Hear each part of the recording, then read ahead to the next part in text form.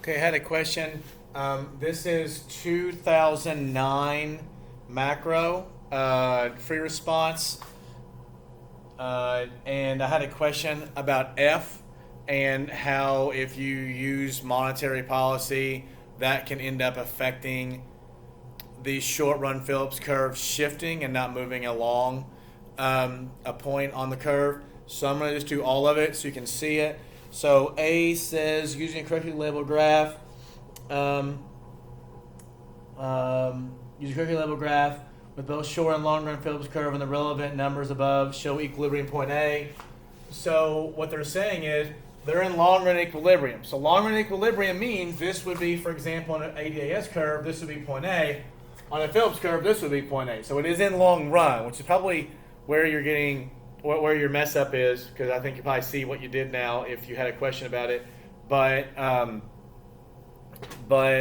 that's A, right? So that's A. B says calculate the real interest rate. Well, it tells us that nominal interest is 8%, and we know that inflation is 6%. So real equals nominal minus inflation.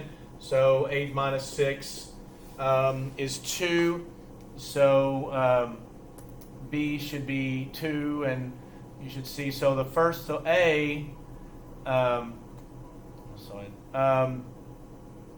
A, you would get 2 points, by the way, if you're grading it. One for the curve, and then one for labeling these two things like this. And B, you get 1 point for saying 2%. And then C, C wants to know, assume the Fed targets a lower inflation rate. So the Fed wants to have a lower inflation rate. What's going to happen? What open market operation? So essentially, if we want to bring aggregate demand down this way to have a lower price level, and then as it turns out a lower GDP, what would be our open market operation? And we would sell bonds, right? So this would be sell bonds for C, and then D, using the money market graph, show what's going to happen on interest rates. So here's the money market graph, right?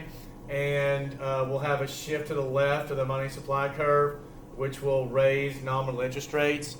And that should, I think it's 2 points for that one. Yeah, you get 2 points. 1 point for saying, for drawing it, and then 1 point for having it shift to the left. And then E, how will the interest rate you identified affect aggregate demand? So demand's going to shift to the left. You have to explain it. Essentially what you're saying is a decrease in money supply leads to an increase in interest rates, which leads to a decrease in investment and consumption, which leads to a decrease in aggregate demand, which, as it also turns out, leads to a decrease in real GDP, a decrease in price level, and an increase in unemployment rate. So that's what that would look like. And if this was on this, we would be moving this way. So let's call this point B.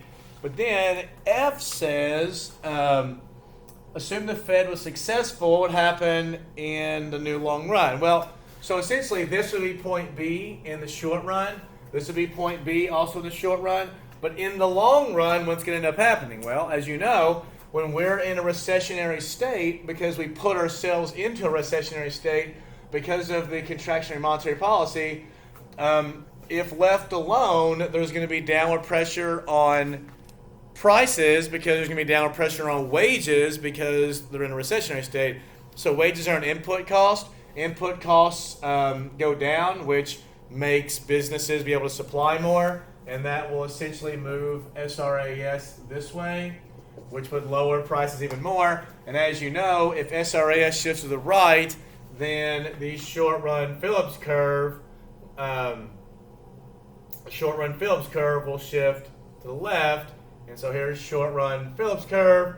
And if this would be, for example, point C, they're not asking for that, but just so you can see it, then this is our new C, where we have a lower we have a lower price level, right? So we have a lower inflation number, and we're back to our 5% unemployment.